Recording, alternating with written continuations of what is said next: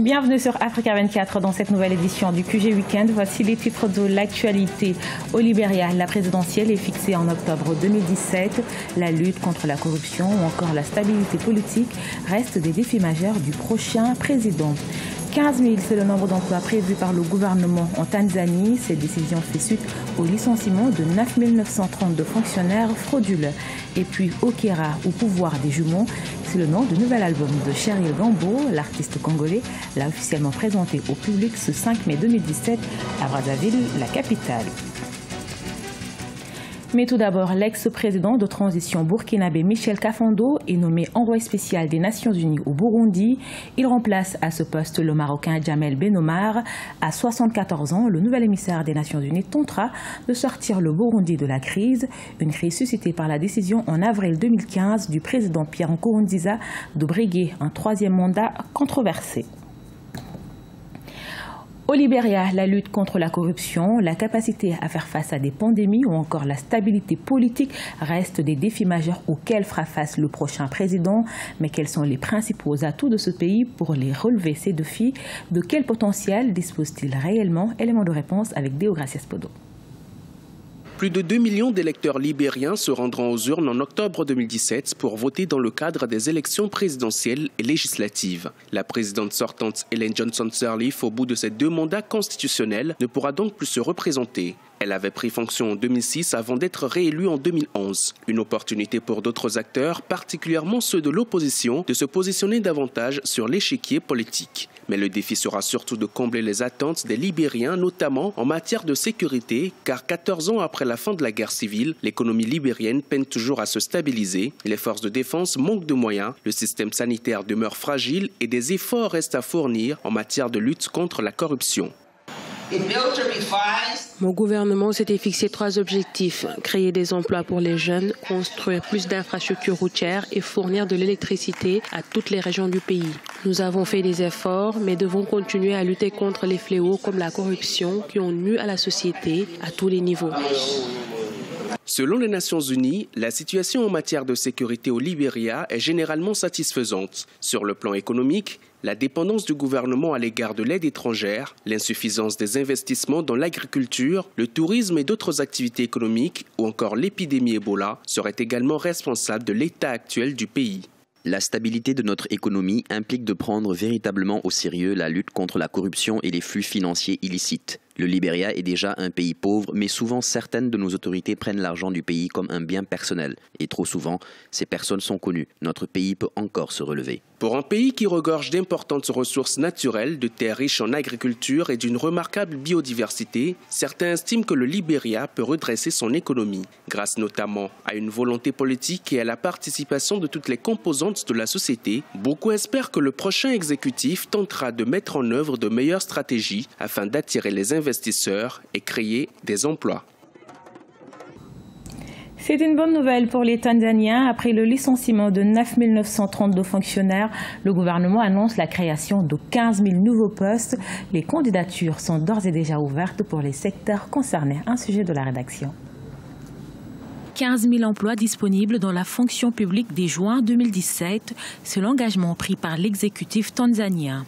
Une résolution décidée à la suite de l'opération Coup de poing menée par le gouvernement du limogeage de 9 932 fonctionnaires ayant été recrutés avec de faux diplômes. Et après ce processus de nettoyage, de mise en place du nouveau plan organique, il a été évident qu'on a plus besoin du personnel qu'on a, mais en plus de 10 000 agents de l'État qui ont été licenciés, le gouvernement aura besoin de plus d'agents pour offrir service au public. Cette traque au faux diplôme de fonctionnaires vient compléter la campagne de mai 2016 menée par le gouvernement pour identifier les employés fantômes. Une enquête qui avait permis aux autorités tanzaniennes de rayer de ces registres de pays plus de 10 000 employés inexistants. Une économie de près de 2 millions de dollars pour l'État tanzanien. Dans le produit intérieur brut, la consommation publique constitue très facilement plus de 70 à 80% de la consommation nationale. Donc, si le service public consomme plus, ça veut dire que l'État dépense plus. Donc, si l'État dépense plus dans un système où il y a la corruption, donc l'argent ne va pas à la destination propre, mais l'argent est détourné par certaines personnes qui font leurs affaires personnelles. Depuis son arrivée au pouvoir en novembre 2015, le président John Magufuli a fait de la lutte contre la corruption et du gaspillage de l'argent public son cheval de bataille. Chaque année, le gouvernement tanzanien perdrait environ 107 millions de dollars à cause des faux diplômes. Le Gabon met en place un guichet unique pour une prise en charge des jeunes désireux d'investir dans l'agriculture. Ce nouvel instrument, qui est censé regrouper l'ensemble des départements de l'administration, aura pour objectif de recevoir les porteurs de projets dans le domaine agricole. Il constitue un point de contact unique pour les démarches coopératives et investisseurs agricoles. Après les Momassa en 2008 et Edith Yamboa en 2014, la chanteuse congolaise Cheryl Gombo a présenté son troisième album, un opus aux sonorités multiples. On y retrouve du lingala, du français et même du wolof. L'album, dénommé Okira, au pouvoir des jumeaux, a été présenté au public ce 5 mai 2017 et parmi le public, notre correspondant Deva Ponzo. Suivez son reportage.